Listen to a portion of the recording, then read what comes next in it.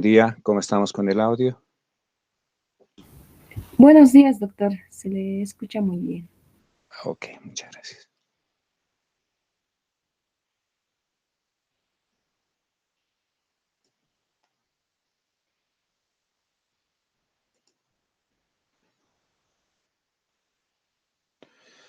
Muy bien, en la clase anterior nos habíamos quedado en esta parte, estábamos viendo el modelo en su forma estándar. Habíamos demostrado de que los errores en dicho modelo son ruido blanco porque tienen esperanza cero, tienen varianza constante y no están autocorrelacionados. Un momentito. Bien, eso es lo que habíamos hecho. Trabajamos para el error de la primera ecuación. Ustedes tenían que trabajarlo para la segunda ecuación y tienen que encontrar el mismo resultado. Lo que ahora vamos a hacer es verificar que ambos errores en las dos ecuaciones que estamos usando como ejemplo están correlacionados a diferencia de lo que ocurre en el modelo en su forma estructural. Entonces, fíjense, vamos a un poquito fijarnos los dos términos de error.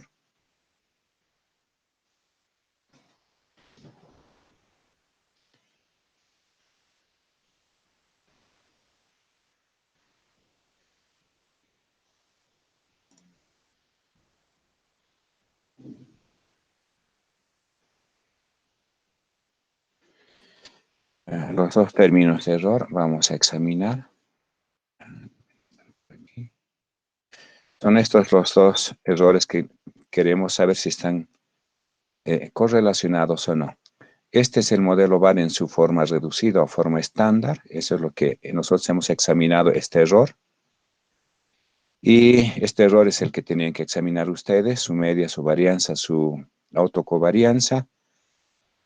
Sus expresiones están dadas por estas expresiones que vemos acá. Entonces, tenemos que ahora saber si hay correlación o no entre estos dos errores, el error para la primera ecuación y el error para la segunda ecuación. Entonces vamos a copiar estos dos y vamos a hacer el ejercicio.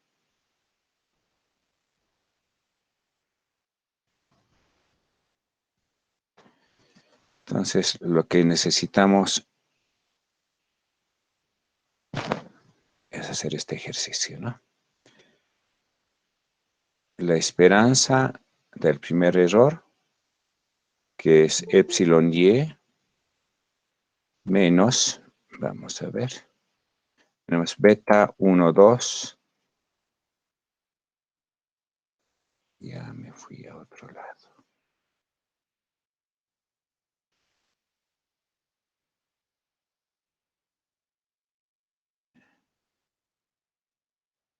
A ver. Acá.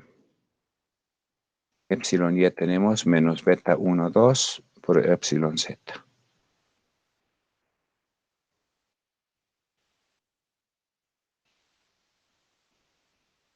¿Sí?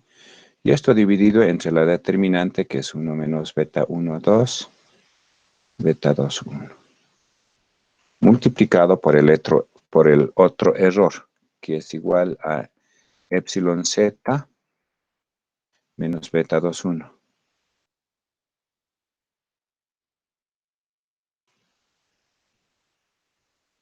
Epsilon y. También dividido entre la misma determinante, beta 1, 2, beta 2, 1. ¿Sí?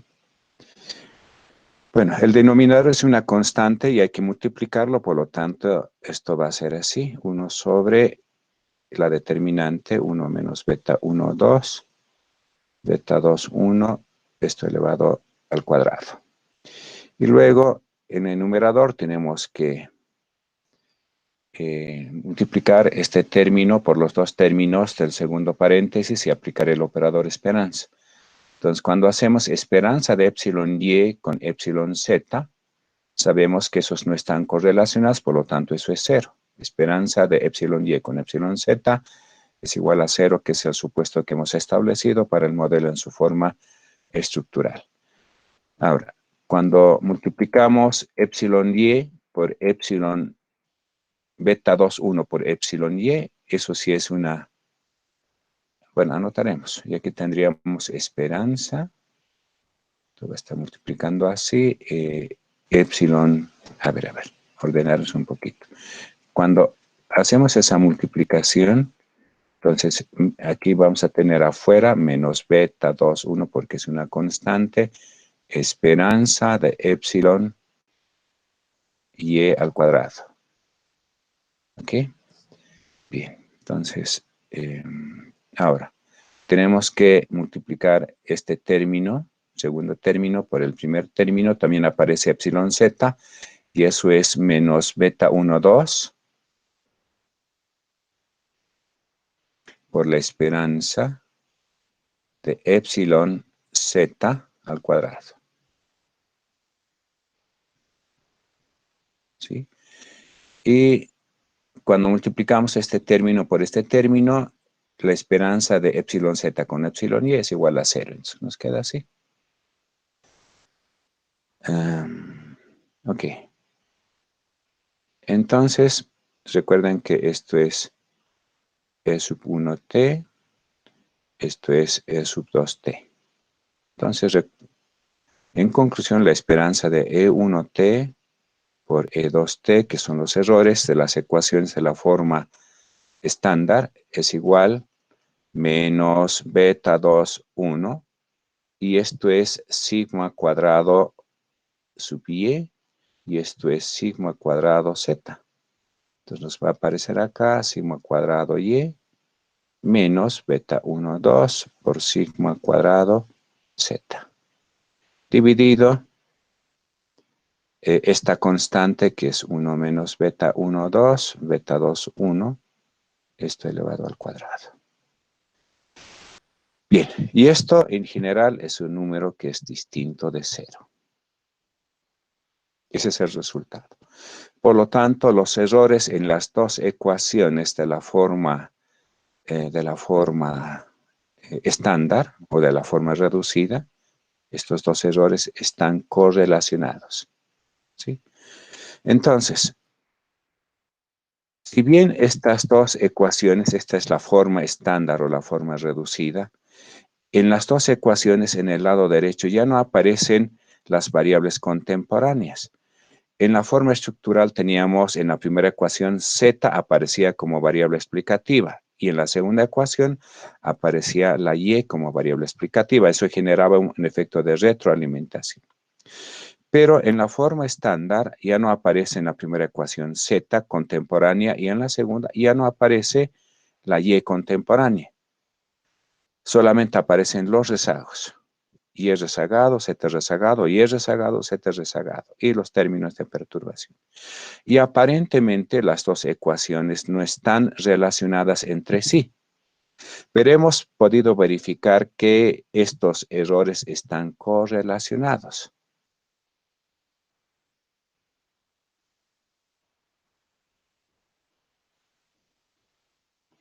Por lo tanto, esa correlación entre los términos de error en las dos ecuaciones también genera un efecto de retroalimentación, ¿sí? Por esta covarianza existente entre los términos de error.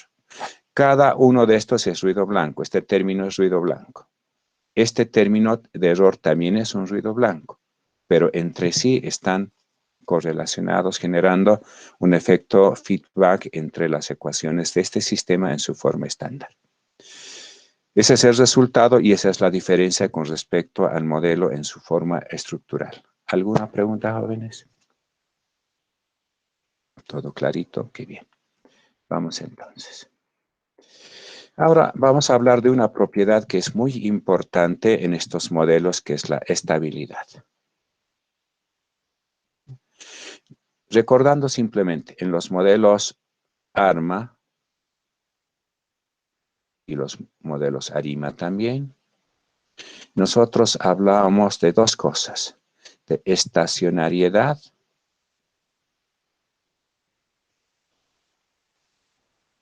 y por otra parte de invertibilidad.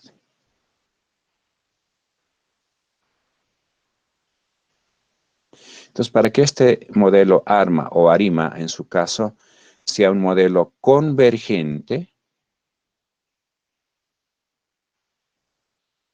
tiene que cumplir con estas dos condiciones. Porque si no estaríamos frente a modelos ARMA, ARIMA con raíz unitaria o modelos explosivos divergentes. ¿Ya? Para evitar esas situaciones, necesitamos que cumpla con la condición de estacionariedad y con la propiedad de invertibilidad. De forma similar, para que un modelo VAR de cualquier orden, puede ser de orden 1 o superior, para que este modelo sea convergente, eso se llama en la teoría de los vectores autorregresivos, estabilidad, tiene que cumplir con algunas condiciones que vamos a ver que son prácticamente las mismas propiedades que hemos estado mirando en los modelos ARMA-ARIMA. Ok, vayamos entonces. Otra vez vamos a trabajar, aquí estamos reescribiendo el modelo VAR 1 en su forma estándar.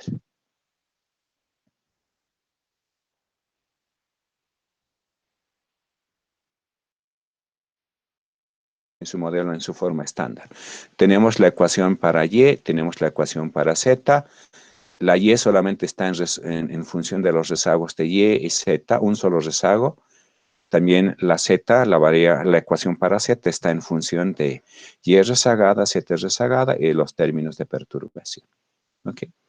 Lo que ahora vamos a hacer es en el lado derecho de cada una de estas ecuaciones, donde aparece la variable rezagada, vamos a reemplazar por el operador de rezagos. Este término es igual a L por Y, este término es igual a L por Z, lo mismo estos dos términos en la segunda ecuación, ¿sí? Por lo tanto, aquí está la variable Y, en el lado izquierdo aparece la variable Y, agrupamos, llevamos este término al lado izquierdo y aparece este término. Llevamos este término al lado izquierdo, agrupamos y factorizamos para Z y aparece este término. ¿Sí? Y luego nos queda el resto de los términos que están escritos acá. Vamos a trabajar solamente con la primera ecuación. Igual tarea voy a dejar porque simplemente es repetir para la segunda ecuación. Entonces, lo que vamos a hacer es lo siguiente. En esta segunda ecuación, en esta ecuación, ¿sí? Donde aparece Z, vamos a despejar para Z y vamos a multiplicar por el operador toda la ecuación por el operador de rezagos L. Entonces aquí vamos a tener, despejando, vamos a tener toda esta expresión dividida, este polinomio, toda esta expresión dividida el polinomio, y ambos lados vamos a multiplicar por el operador L. Aquí está L y aquí está L, por lo tanto no se modifica nada la expresión. Y como ya tenemos L por Z, vamos a reemplazar en la primera ecuación, que es esta que aparece aquí. ¿Ok? Entonces vamos a tener esta expresión, copiamos en el lado izquierdo, en el lado derecho, donde aparece L por Z. Fíjense, nosotros lo que hemos hecho es copiar o reemplazar en este caso por esta expresión que hemos conversado. Y ahora operamos. Operando vamos a tener todo, vamos a multiplicar por 1 menos, fíjense ustedes, eso aparece en la otra parte, pero aquí un poquito aprovecho para explicar. Todo vamos a multiplicar por esta expresión que es este polinomio. Entonces, en el lado izquierdo vamos a tener este polinomio multiplicado por este polinomio, multiplicado por Y. La constante va a estar multiplicada por este polinomio, pero en esta parte, al multiplicar este término por este polinomio se va a cancelar con este polinomio y el error también tiene que estar multiplicado por este polinomio. Okay. Ahí aparece ya. Pero fíjense ustedes, algo va a pasar acá, que no está escrito acá. Es que al hacer esa operación, aquí nos va a aparecer un término que está en Y. Pero este término está multiplicado por esta constante. Esta constante por L por Y. Como ahí en el lado izquierdo nos va a aparecer también L por Y, al final ese término multiplicado por esta A12 vamos a tener que llevar al lado izquierdo. Entonces, ahora sí, con esa explicación, nos va a aparecer y multiplicado por toda esta expresión que después despejamos para y toda esa expresión queda en el denominador. Y en el numerador queda el resto. ¿Sí? Entonces, para contrastar si este modelo var1 que estamos examinando es estable, tenemos que trabajar con el polinomio de la variable y que está en el denominador, con este polinomio. ¿Sí? ¿Ok? Y el mismo polinomio también, fíjense ustedes, está para la variable z. Pero ustedes, esto ya es para demostrar esta expresión, ustedes lo trabajan, se los dejo como tarea. Ya, para z, tarea. Estamos trabajando para la variable y. Entonces, lo que tenemos que igualar es este polinomio que estoy encerrando, igualar a 0. Resolver ese polinomio y vamos a obtener las raíces. Y aquí obtenemos las raíces características.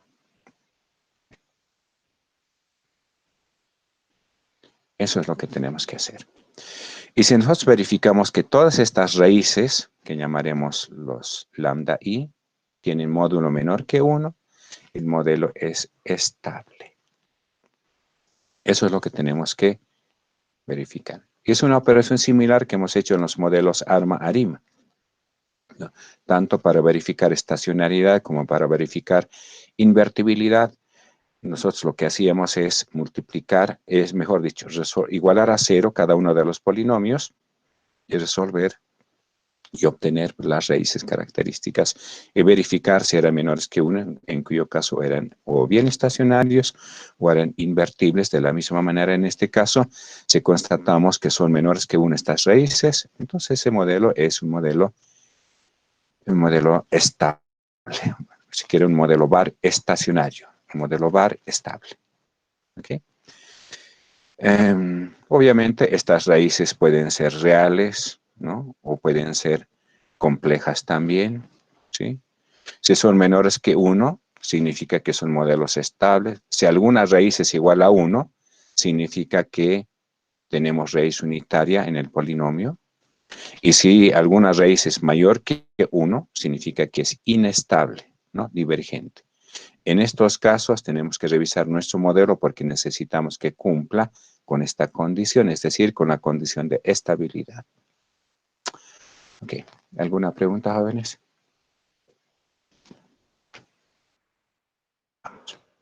Acá hay un pequeño ejemplo. Acá tenemos un modelito, un var1 también, donde a ver, recuerden que nuestro modelito es así y estamos poniendo numeritos al modelo, el modelo var estándar. Entonces tenemos yt es igual a sub 1, 0 más a sub 1, 1 por yt menos 1 más a sub 1, 2 por zt menos 1 más E1t. La segunda ecuación es zt igual a sub 2, 0 más a sub 2, 1 por yt menos 1 más a sub 2, 2 por zt menos 1 más E2t. Así es nuestro modelo. Si reescribimos esto en forma matricial, entonces vamos a tener el vector y con elementos yt, es yt, zt, ¿sí?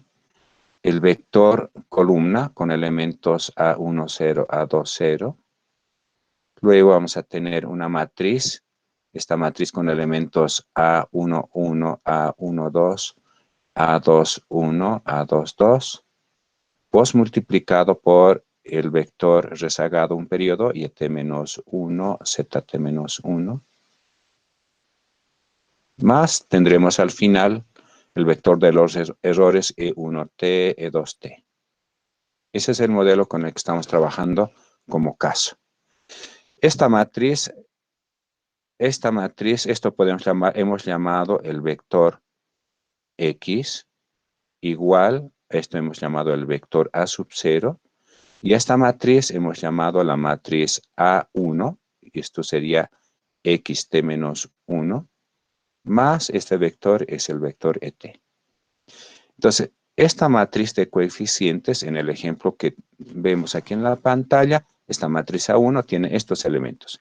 Este A1 es esta matriz, ¿sí? A11 igual a 0,31, A12, a 0,25 y así, ¿sí?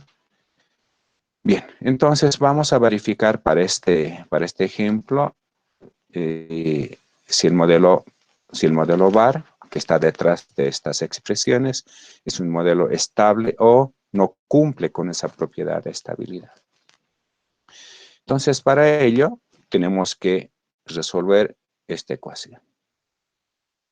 La determinante de la matriz A1 menos la matriz identidad multiplicada por una constante que vamos a llamarlo lambda, igualamos a 0. Esto no es nuevo para ustedes en su materia de ecuaciones diferenciales, eso lo han manejado, digamos, una y otra vez. ¿Okay? Esta es la ecuación que tenemos que resolver. Y donde la matriz A1 es igual a esta expresión que tenemos ahí, entonces ya reemplazando vamos a tener la determinante de esta matriz que estamos anotando, sería igual a esta matriz A1, esta es matriz, aparece como determinante, esta es matriz, corrijo, menos, pues si quieren, aquí podemos poner las líneas verticales que indican determinante. Esta también es matriz. ¿Ya? Entonces, en la fórmula copiamos A1, la matriz A1 es igual a esta matriz, pues copiamos, ¿sí?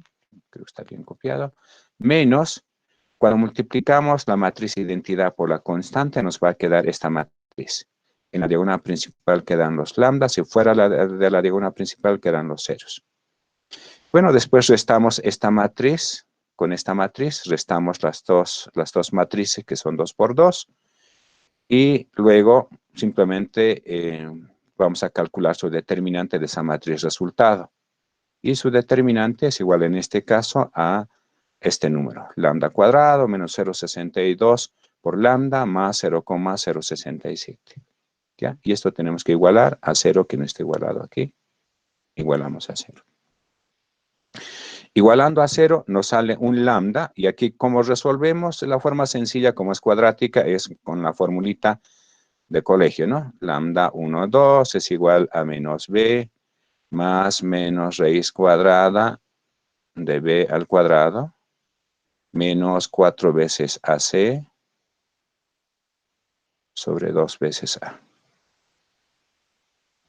Listo. El coeficiente de lambda cuadrado es el término a, que es igual a 1. Este es el b y este es el término c. Entonces reemplazamos en esta fórmula y nos sale lambda 1, aquí me equivoqué también en la transcripción, lambda 1 nos sale positivo 0,488 y lambda 2, también aplicando esta fórmula, lambda 2 resulta en positivo en 0,137. ¿Ya? Y como podemos ver, esto es menor que 1 y este también, esta raíz es menor que 1. Entonces, como las dos raíces son menores que 1, entonces, conclusión, el modelo VAR 1 que estamos examinando es estable. Esa es la forma de comprobar si un modelo es estable o no es estable. Claro, si tuviéramos un modelo VAR con 3 variables, ¿no? La dimensión de esta matriz A1 va a crecer, va a ser una matriz 3 por 3. ¿Ya? Pero en la práctica no tenemos que preocuparnos de esto porque los paquetes ya resuelven estos problemas y ya nos van a arrojar el valor de lambda 1, el valor de lambda 2. Al respecto no hay ningún cuidado. Ya los paquetes IBIUS, Stata, R, etcétera, ya arrojan estos valores. Por lo tanto, simplemente tenemos que verificar si está cumpliendo. ¿Pero qué hace el programa? Lo que hace es resolver un problema de este tipo. Simplemente es lo que queremos ejemplificar. ¿En el ejercicio quedó todo claro? ¿Hay alguna pregunta que quieren aclarar? Nada. ¿Están ahí todavía o estoy hablando como loco solo? ¿Aló? ¿Delegadas están todavía? Sí, Ya. Sí, doctor. Le Ya, muy estamos bien. atendiendo. Muy bien, gracias. Vamos al otro tema. Ahora vamos a hablar de la especificación de estos modelos de vectores autorregresivos. ¿Qué elementos debemos considerar cuando especificamos los modelos de vectores autorregresivos? El primer tema que tenemos que trabajar es elegir variables del modelo. Otra vez repito, el modelo era así, nuestro modelito var estándar de orden 1. Otra vez voy a reescribir para que se entienda. Pero aquí está escrito, ¿para qué voy a volver a escribir? Acá está escrito el modelo var con P rezagos. Estamos asumiendo que tenemos n variables endógenas. Fíjense que está y1. Y la siguiente línea sería y2 hasta llegar a y. Entonces aquí tenemos n variables endógenas en el ejemplo. Endógenas. ¿Sí? Por lo tanto, tenemos un sistema con n ecuaciones. Esta sería la representación más general de los modelos de vectores autorregresivos, n variables. En el ejemplito que hemos estado utilizando, hemos hecho nosotros n igual a 2. Entonces teníamos las variables y la variable z, solamente 2. Pero genéricamente, pues vamos a tener n variables endógenas. En cada ecuación, este es el modelo var estándar en su forma reducida. Porque solamente aparecen rezagos de las variables en el lado derecho, no aparecen variables endógenas contemporáneas. Esa es la forma de distinguir entre un modelo estructural y un modelo en su forma reducida o estándar. Ya, entonces, en el lado derecho de la primera ecuación aparecen P rezagos de la misma variable y1, P rezagos de la siguiente variable que es la y2, y al final P rezagos de la última variable que es y1. Las mismas variables explicativas van a estar en la ecuación para y2, que no lo voy a escribir, ¿ya? Para y3, hasta llegar a yn, donde aparecen P rezagos de la primera variable, P rezagos de la segunda variable, P rezagos de la última variable. Más los términos de error que sabemos y hemos indagado, eso hemos demostrado, este es ruido blanco, y el último también es un ruido blanco, ¿sí? Pero entre estos errores, en general, van a estar correlacionados de manera contemporánea, como hemos demostrado al inicio de esta clase. Okay. Esta es entonces la forma general de los modelos de vectores autorregresivos y se conocen los modelos var de orden P, porque el máximo rezago que estamos incluyendo para cada variable es P, por eso. En el ejemplo anterior era var 1, porque para las dos variables que teníamos, el máximo rezago era 1. Pero en general vamos a tener P rezagos. Entonces, al momento de escribir este modelo, var P, ¿qué elementos tenemos que considerar? A eso vamos. Primero, el primer tema es elección de variables. ¿Con qué criterio escojo la variable y1, la variable y2, la variable y3, la variable y1? Entonces, aquí la respuesta es la fuente de información. La fuente de información, ¿ok? Es la teoría económica.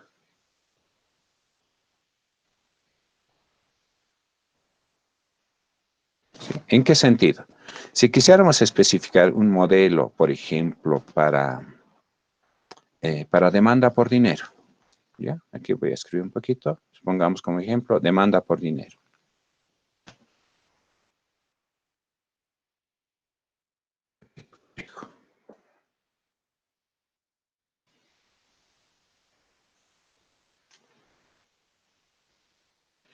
Entonces, la teoría económica nos dice que debíamos tener aquí los saldos monetarios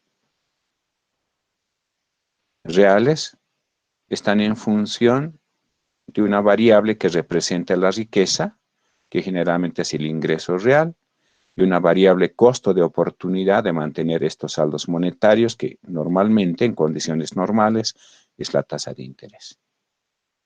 En el modelo básico van a aparecer estas tres variables. saldos monetarios reales, y eso uno verá estos saldos monetarios reales si es M1, si es M2, ¿no? Y etcétera, un agregado monetario. Entonces, pero estos son saldos monetarios reales. Estos agregados monetarios deflactados por el índice de precios, ¿ya? El ingreso real generalmente va a estar aproximado por el PIB real.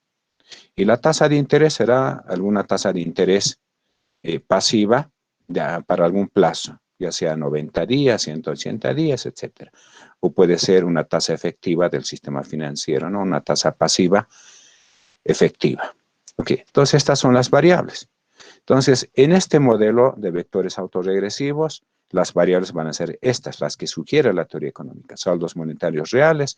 Entonces, la primera variable será saldos monetarios reales, M1, M sobre P. La segunda variable será la variable ingreso real, el PIB real. Y la última variable, la tercera, será la tasa de interés. Puede que tengamos para la economía boliviana algunas otras variables que sean relevantes para explicar la demanda de dinero, por lo tanto, habrán más ecuaciones en el modelo VAR. ¿Sí?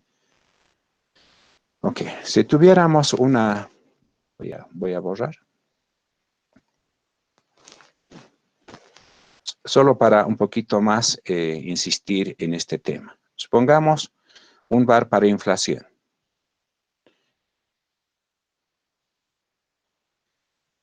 Entonces, la inflación estará en función, de acuerdo a la teoría económica, bueno, hay factores monetarios que explican. Entonces, va a estar un agregado monetario acá explicando inflación. Hay factores de costo. En factores de costo tendremos ahí, por ejemplo, tipo de cambio. ¿Sí? Hay factores estructurales. Y ahí podemos tener temas relacionados con cambio estructural o temas relacionados, por ejemplo, con la propiedad de la tierra, cosas por el estilo que también pueden tener relación con y de luego vamos a tener aquí expectativas.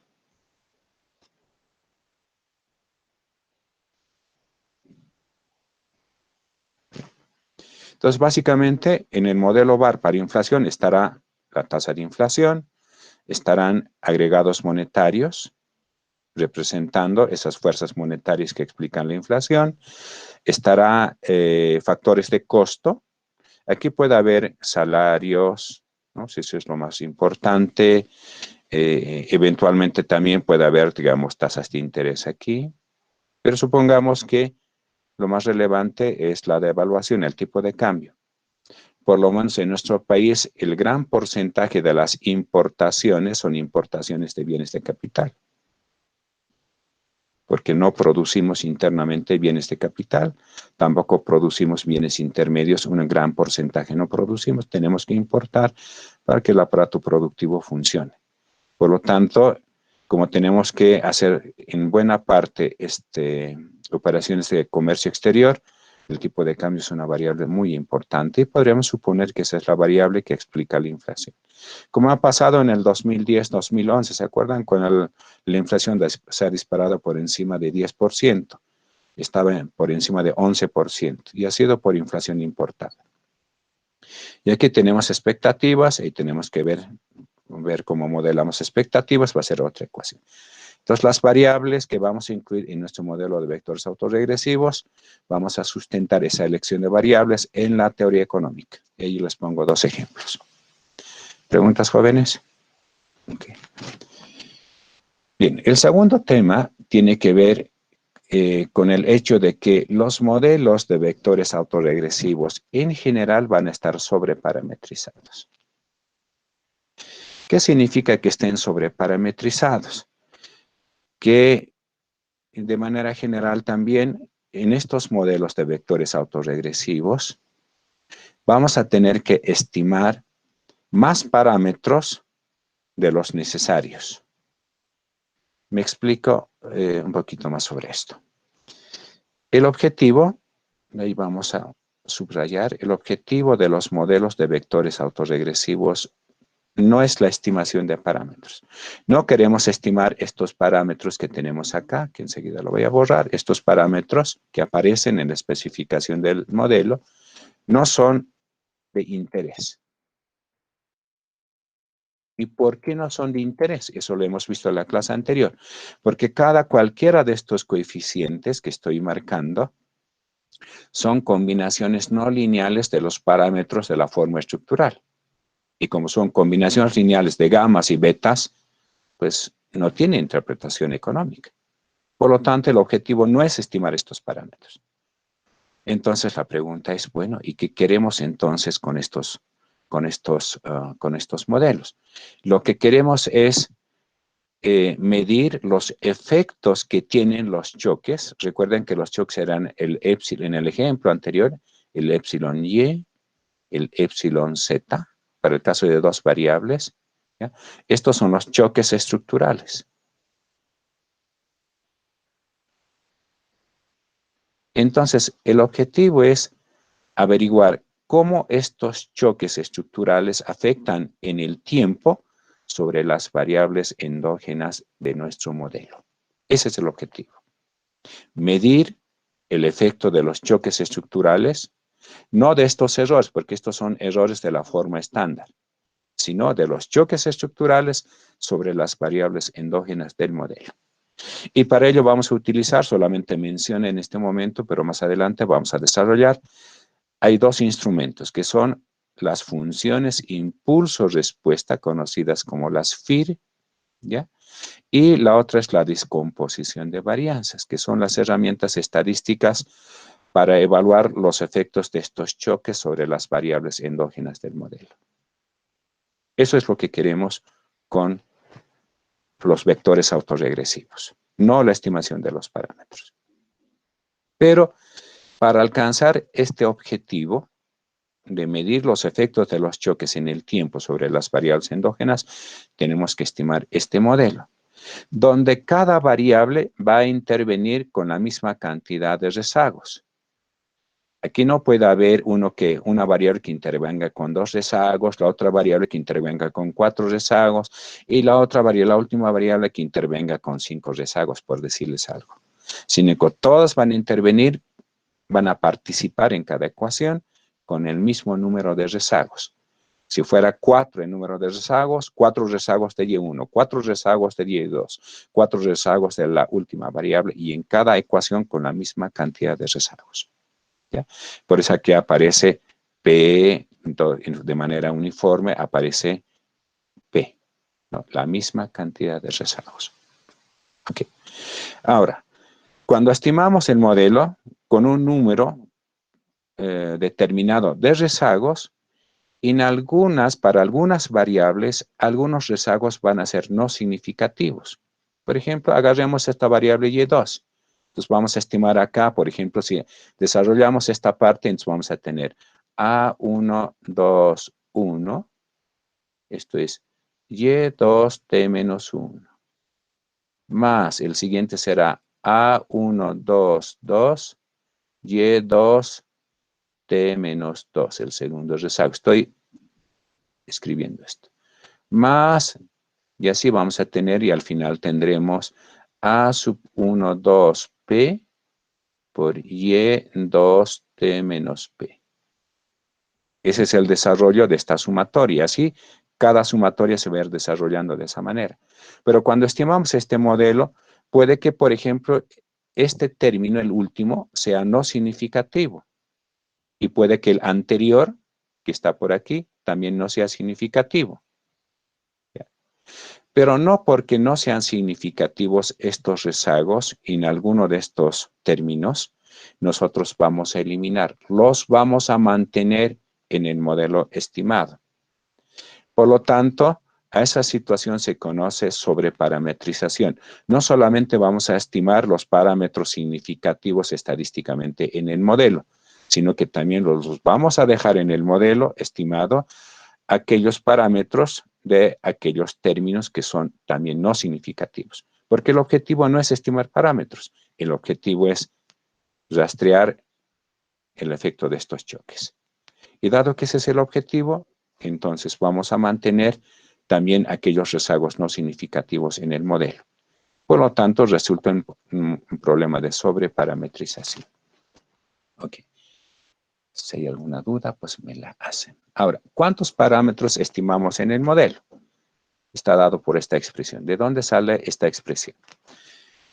Fíjense ustedes, vamos a contar en este ejemplo, en las ecuaciones que tenemos aquí escritas, vamos a contar para la primera ecuación. Entonces, en la ecuación tenemos aquí, ¿cuánto? Pues no, tengo una constante.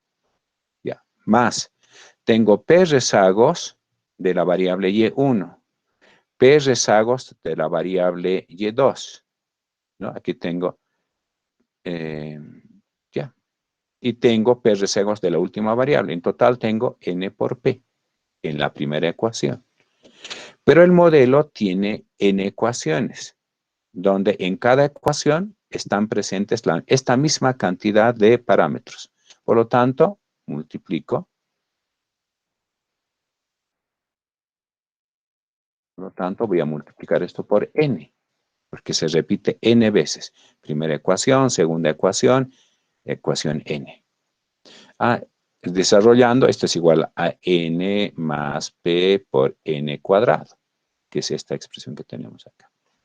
Entonces, en general, vamos a estimar esta cantidad de parámetros. Y esta expresión nos dice que, en general, la cantidad de parámetros que tenemos que estimar en un modelo VAR es bastante grande. Supongamos, por ejemplo, que tenemos N igual a 4. ¿Ya? Un VAR con 4 variables endógenas. Y cada variable, supongan que los datos son trimestrales, y pongamos por caso que cada variable interviene con 4 rezagos. Algo totalmente posible en la práctica. Por lo tanto, ¿a cuánto es igual K? Será igual a 4, ¿sí? Más P es igual a 4, multiplicado por 4 al cuadrado. ¿Ya? Entonces aquí tendremos 16 por 4, pues no sé cuánto es. Vamos a hacer esta operación. Aquí tenemos 16 por 4 esta parte, ¿verdad? 16 por 4, eso es 24, 64, al cual le vamos a nosotros sumar 4. Entonces estos son 68 parámetros para este ejemplo que estoy poniendo. Y en la medida que el número de variables endógenas vaya incrementando o la cantidad de rezagos vaya aumentando, esta cantidad de parámetros a estimarse va a ir incrementándose. ¿Sí? Entonces, aquí, si bien no está en esta parte, pero hago una advertencia. Y la advertencia tiene que ver que para estimar estos modelos de vectores autorregresivos necesitamos muestras grandes. Fíjense que aquí en el ejemplo que pongo, si tuviéramos una muestra con 70 observaciones, prácticamente no nos serviría para estimar de manera razonable con buenas propiedades estadísticas este modelo. Necesitaríamos mucho más grande que una muestra con 70 observaciones. Con 100 quedaría corto, porque los grados de libertad me quedarían 100 menos 68, eso simplemente son pues 32 observaciones, ¿no? Me quedé, los grados de libertad se reduce a 32, y con 32 grados de libertad, ¿qué puedo hacer? Ya, casi nada. Por lo tanto, para que estos grados de libertad, necesitamos que estos grados de libertad sean grandes. Por lo tanto, necesitamos aumentar esto. Esto tiene que ser grande. ¿Ya?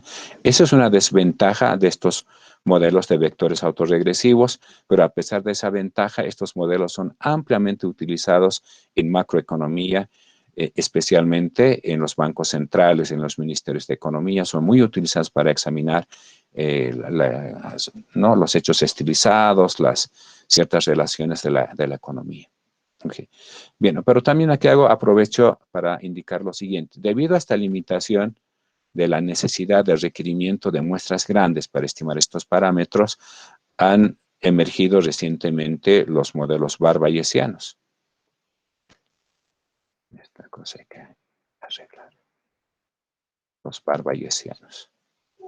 Ya se los he dicho, eso lo van a ver ustedes cuando estudien fuera del país. Aquí en nuestro país no van a ver nada de esto. Pero cuando vayan a hacer sus maestrías fuera del país, van a estudiar estos modelos VAR-bayesianos. Estos modelos VAR-bayesianos, ¿sí? Trabajan con priors, ¿sí? Con posteriors. ¿Sí? Entonces, para los priors particularmente, lo que hay que utilizar son nuestra experiencia. lo que llaman, hay que formular un guess, ¿ya? Que básicamente es como una especie de, bueno, a partir de nuestra experiencia, ¿qué podemos decir acerca de las relaciones de un conjunto de variables? Nuestros priors vamos a combinar con los datos. Esto se combina con los datos. Pero los datos no tienen que ser en números grandes, ¿ya? No tienen que ser, como en este caso, muestras grandes. Pueden ser muestras reducidas y nuestros priors con los datos nosotros vamos a combinar mediante funciones de máxima verosimilitud.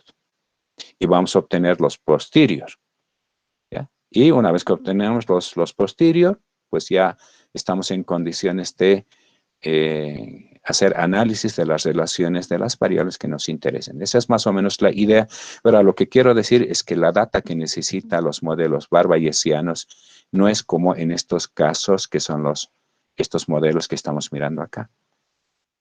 ¿Ya? Bien, eso simplemente como comentario porque este tema no vamos a avanzar, son temas complejos, eso es econometría avanzada, es que lo van a ver en sus materias de posgrado. ¿Ya?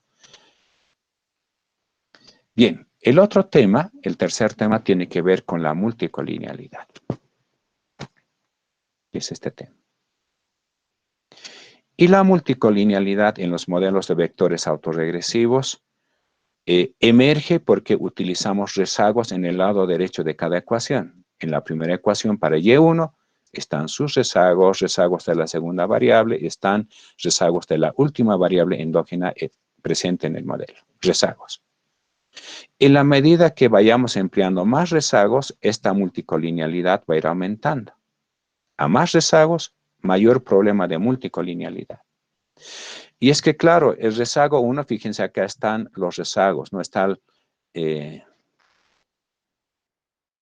escribo acá. Para este término, va a estar el rezago 1 de Y1, va a estar el rezago 2 de esta misma variable, T-2, va a estar el rezago 3,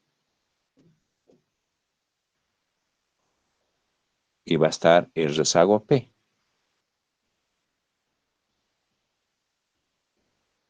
Van a estar P rezagos presentes de esta variable Y1 y lo mismo ocurre con las otras variables. Entonces, claro, la variable, el valor de Y1 en T-1 va a estar, generalmente va a estar correlacionada con el valor de la misma variable en T-2 y con el D en el rezago T-3. Por eso, en la medida que vayamos empleando una cantidad grande de rezagos, ¿sí? Entonces, la correlación entre estas variables rezagadas va a ser mucho más fuerte. Por lo tanto, la multicolinealidad va a ser un problema más serio. Eso es lo que hemos estudiado en econometría 1 y ahora se retoma el tema. Por lo tanto, también sabemos de econometría 1 que en presencia de multicolinealidad, los estadísticos T son erróneos, no son válidos. ¿Bien? Entonces, al estimar estos modelos, cuando miremos los estadísticos T, casi nada podemos decir, porque el valor del estadístico T que va a imprimir el Livius, por ejemplo, para estas ecuaciones, está afectado por este problema de multicolinealidad. Entonces, el estadístico T deja de ser un criterio válido para calificar la significancia estadística de los rezagos de las variables en cada ecuación del modelo. Ese es un problema, pero hay que estar consciente de este problema que es parte de la naturaleza de cómo se especifican estos modelos de vectores autorregresivos. Como estamos viendo, insisto, al respecto, los modelos VAR, por eso se llaman modelos de vectores autorregresivos, porque cada ecuación incluye como variables explicativas los rezagos de las variables endógenas que intervienen en el modelo. Y la presencia de esos rezagos va a generar multicolinealidad. Más rezagos, mayor multicolinealidad. Por lo tanto, eso invalida los estadísticos T, porque los estadísticos T para cualquiera de estos coeficientes va a ser el coeficiente A y J, cualquiera de estos estimado, sobre la desviación estándar de estos coeficientes estimados. La multicolinealidad infla la varianza de los estimadores, por lo tanto, la desviación estándar también aumenta en presencia de multicolinealidad. Y como el denominador aumenta, por lo tanto, el ratio, que es este cociente, que es el estadístico T, disminuye. Pero eso es como efecto de la multicolinealidad. En ese sentido, el estadístico T nos sirve como criterio de selección de variables significativas o no significativas en el modelo.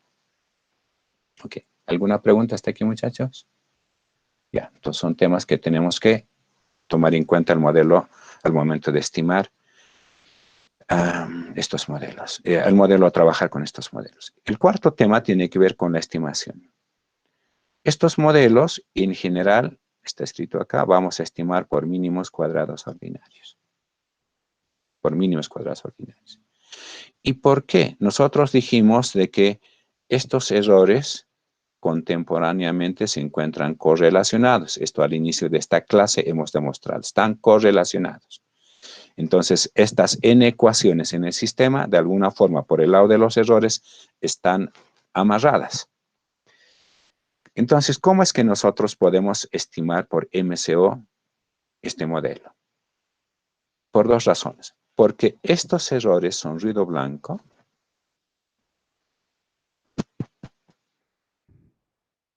Los errores son ruido blanco. Todos los errores son ruido blanco. Y eso hemos demostrado. No lo estoy diciendo, hemos demostrado. Utilizando un modelo VAR 1, hemos demostrado. Estos errores son ruido blanco. Por una parte. Y por otra parte, en cada ecuación del modelo intervienen las mismas variables explicativas. En cada ecuación están P rezagos de Y1, P rezagos de Y2, P rezagos de Yn. Y ¿no? En la segunda, en la tercera, en todas las ecuaciones se repiten los mismos regresores. Entonces, dado que cada ecuación del modelo tiene los mismos regresores y los residuos en cada ecuación son ruido blanco, eso está demostrado que va a llevar a estimadores MCO que tienen dos propiedades. Por una parte son consistentes y son asintóticamente eficientes. Ahora, ambos, como ya habíamos dicho, requieren muestras grandes.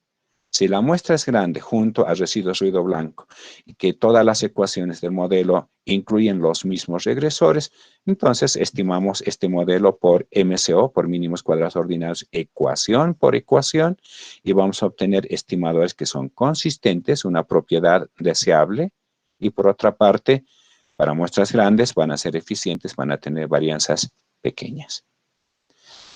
Ok.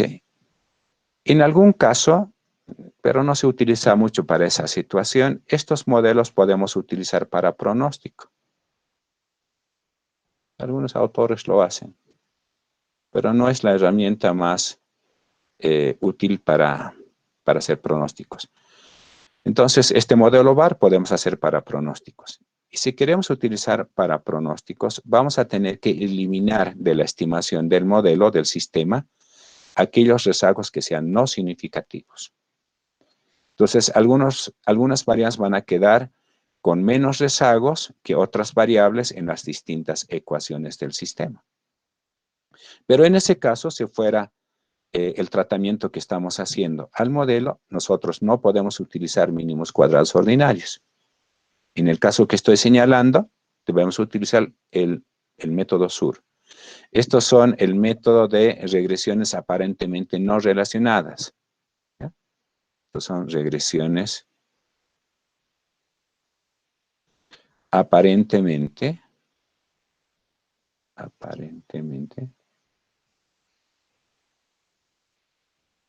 no relacionadas.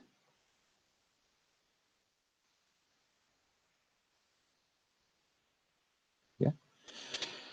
Entonces, estos son los métodos. Este sería el método pertinente cuando queremos utilizar este sistema, el sistema de vectores autorregresivos para hacer pronósticos para las variables endógenas.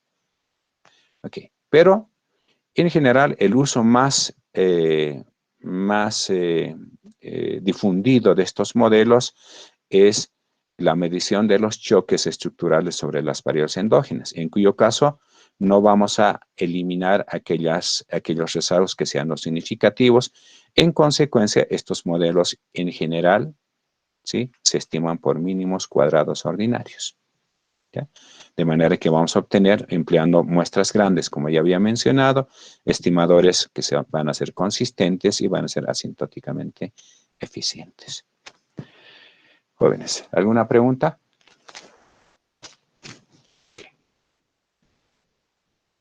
El penúltimo tema tiene que ver con si nosotros diferenciamos o no diferenciamos las variables presentes en el modelo.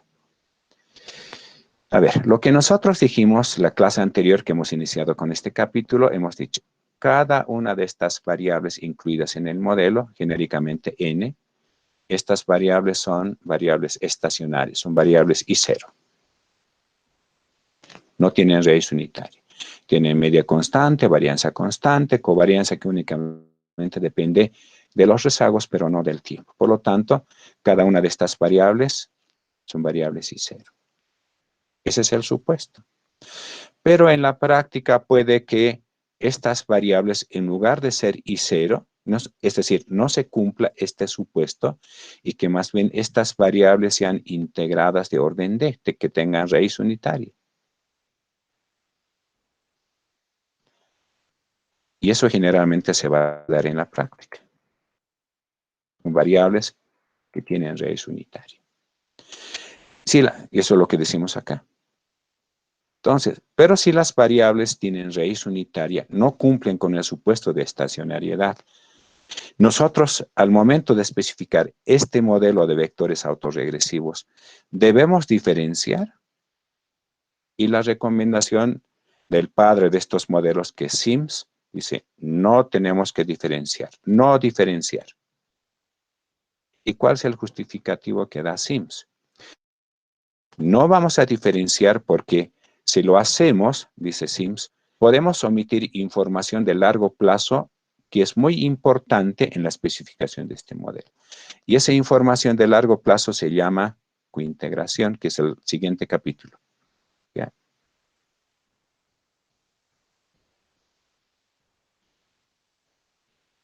Información de largo plazo. Eso se llama cointegración. Que de momento solamente menciono porque el siguiente capítulo está dedicado justamente a este tema de cointegración.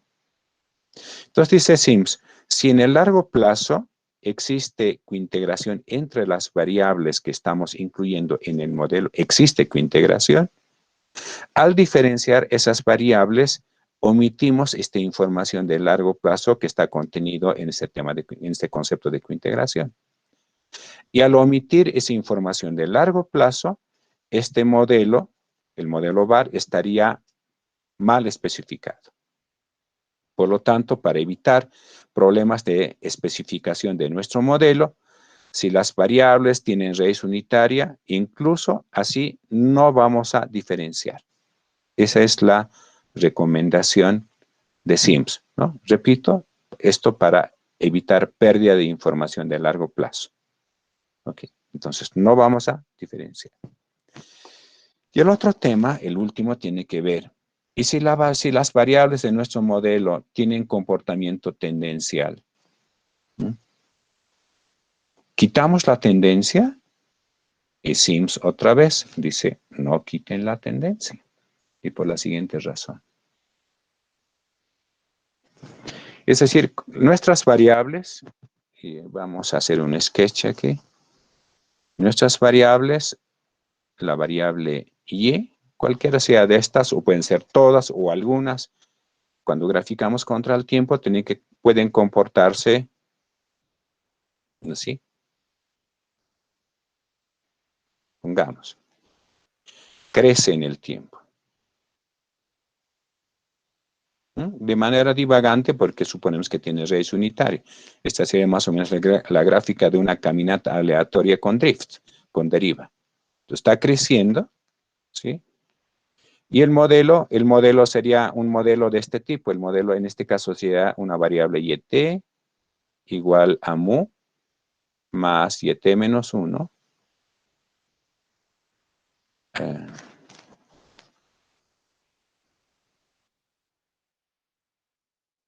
más un error, ruido blanco, un epsilon t. Y este es el componente drift. Como ya saben del capítulo 1. Si tiene signo positivo, entonces lo que va a pasar es en la gráfica que estamos viendo. Si mu es positivo, tiene signo positivo, va a crecer la serie. Bueno, aquí tengo un error, sería aquí, tendría que aumentarla acá, tengo un error de typeo acá, aquí hay que aumentarle al inicio, más, no necesito el más, no, sino el mu, término mu, más, y le seguiría este. Sería un proceso de paseo aleatorio con drift. Pero hemos hecho el ejercicio en el capítulo 1. Si nosotros iteramos en este proceso o en este que estoy anotando acá, que es lo mismo, ¿ya? Iterando vamos a tener que, por ejemplo, este va a ser xt, podemos escribirlo como mu por t, más, vamos a tener un valor inicial, un x0, y vamos a tener más una sumatoria de los choques epsilon t. Pero esto es equivalente a esto, eso hemos hecho en capítulo 1. Entonces, cuando nosotros representamos un proceso como un proceso paseo aleatorio con deriva, equivale a incluir tendencia, este término tendencia. Por ese motivo es que si una variable tuviera un comportamiento tendencial como el que estoy dibujando acá, nosotros no necesitamos quitar tendencia, porque modelando como proceso espacio aleatorio con deriva, ya estamos tratando la presencia de dicha tendencia en el modelo VAR que estamos especificando. ¿Ya? Entonces, si tiene la variable comportamiento ascendente creciente o decreciente puede ser también, a pesar de ello, no quitamos tendencia. Y si la variable tiene raíz unitaria, no eliminamos, no diferenciamos la variable para eliminar la tendencia estocástica presente en la variable. Esas son las recomendaciones más importantes que hace Sims sobre la especificación de estos modelos de vectores autorregresivos. Son varios temas los que hay que tomar en cuenta al momento de especificar. ¿Alguna pregunta que tengan sobre esta parte? Ok. Tenemos unos minutos más, aprovechemos porque el tiempo es oro. Ok. Un poco más sobre la especificación de estos modelos. Y esto es un aporte que hacen los autores que son el padre de estos vectores autorregresivos, de estos modelos SIMS, pero también con Stock y Watson en su trabajo de 1990. Y este es un aporte bien importante que está entrecomillado, que quiero que lo tomen nota. Entonces dice, si nosotros podemos escribir un modelo donde los coeficientes que nos interesan son coeficientes de variables estacionarias, en ese modelo nosotros podemos utilizar sin ningún problema las pruebas estándar, que son las pruebas T y la prueba F. ¿Me explico? Pongamos en este modelo y agarremos la primera ecuación. Supongamos que la variable y no tiene raíz unitaria. Por lo tanto, y ninguna de las variables endógenas en este modelo no tiene raíz unitaria, son estacionarias. Por lo tanto, en la primera ecuación, y1 es estacionaria, obviamente sus rezagos son estacionarios, los rezagos de y2 son estacionarios y los rezagos de yn también son estacionarios. Bueno, siendo que son estacionarios, una vez que hemos estimado, por ejemplo, la primera ecuación, queremos testear la significancia estadística de estos coeficientes, o la significancia conjunta, digamos, de estos coeficientes, o la significancia conjunta de estos otros coeficientes, y así sucesivamente. Como son coeficientes de variables estacionarias, entonces, si no hay problemas, si no hay restricciones, nosotros podemos utilizar el estadístico T, el estadístico F, para poder hacer esos contrastes, sin problema. siempre y cuando los coeficientes a testearse sean coeficientes de variables estacionarias. Eso es lo que dice, eso es bien importante. Acá. Eso es lo que dice acá. Si leemos tal como está transcrito, dice, si los coeficientes de interés pueden ser escritos como coeficientes de variables estacionarias, entonces el estadístico T, el test T, es apropiado. También se puede utilizar los test F.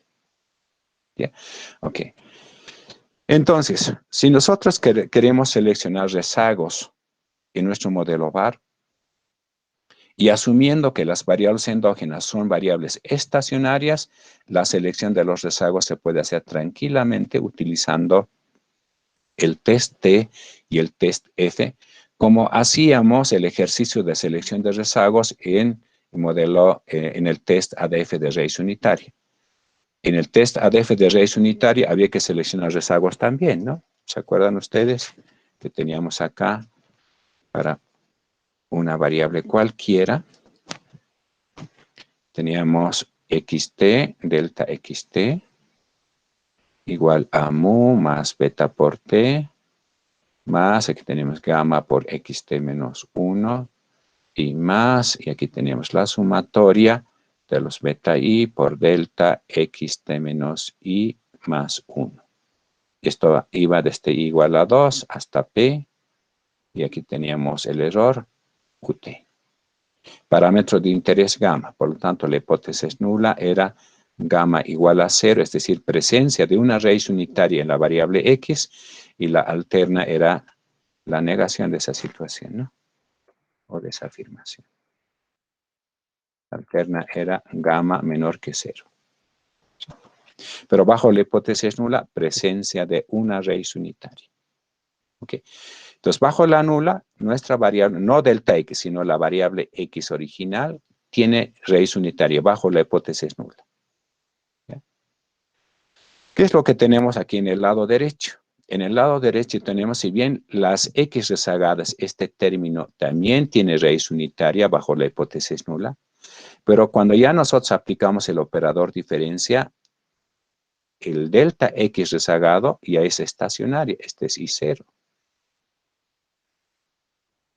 Y estos betas, por lo tanto, son coeficientes de variables estacionarias, porque delta x es estacionaria. X, que es la original, es no estacionaria, tiene raíz unitaria bajo la hipótesis nula. Pero cuando transformamos en diferencia, se convierten en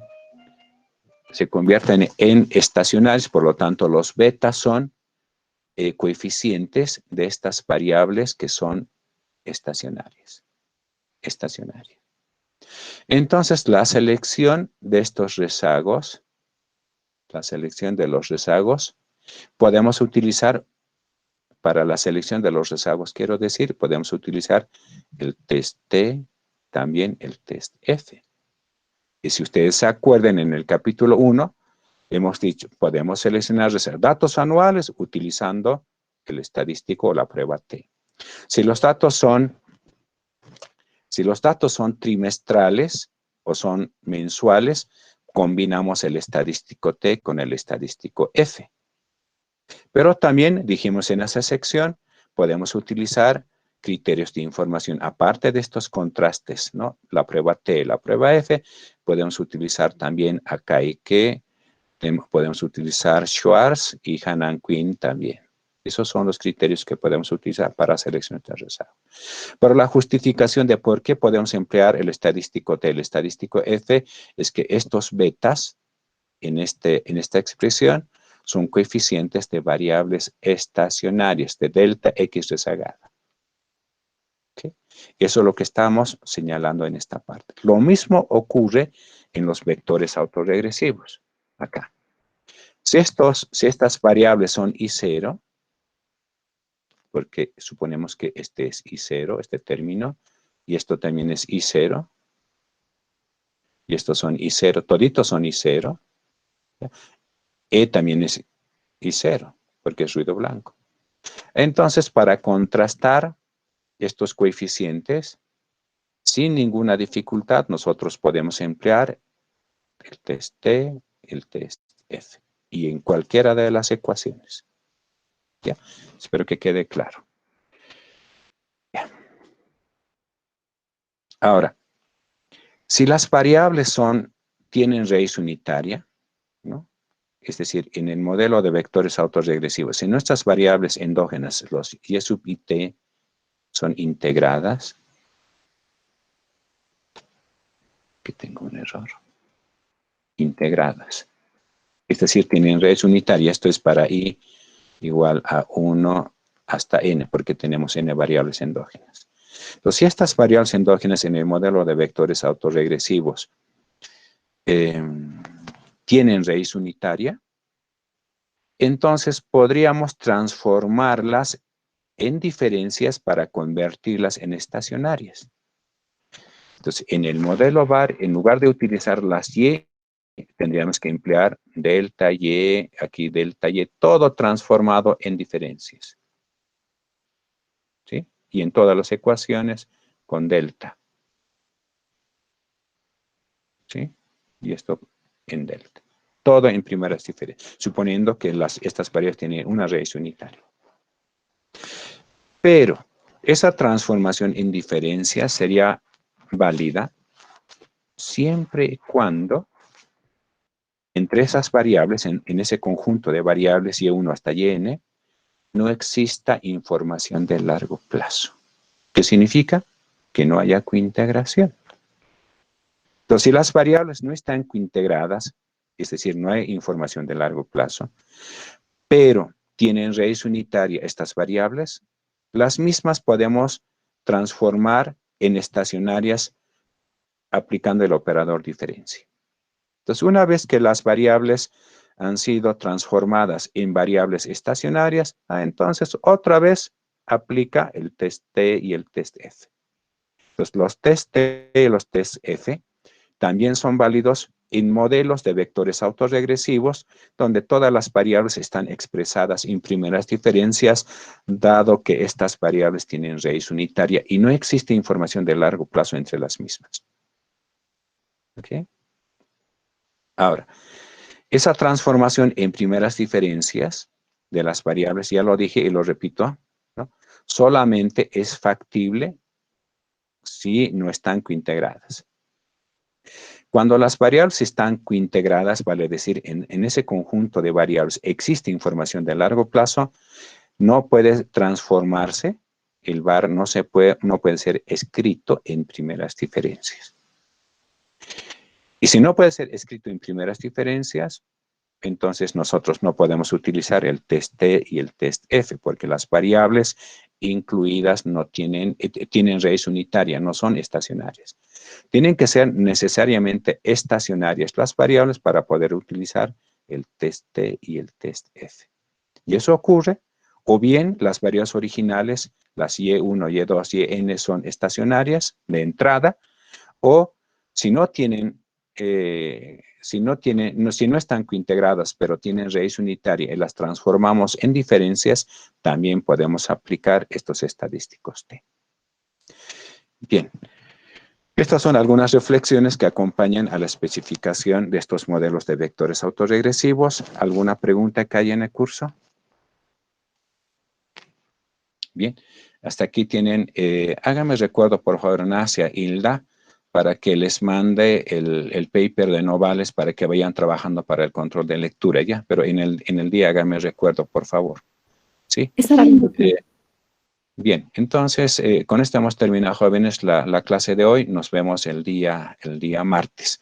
Vayan estudiando. Les recuerdo que ya está cerquita el segundo control y el segundo parcial. Tenemos como 3 semanas y estamos en ese compromiso. Muchísimas gracias, que tengan una buena jornada, chicos. Nos vemos, ¿ya? Gracias, doctor. Hasta luego.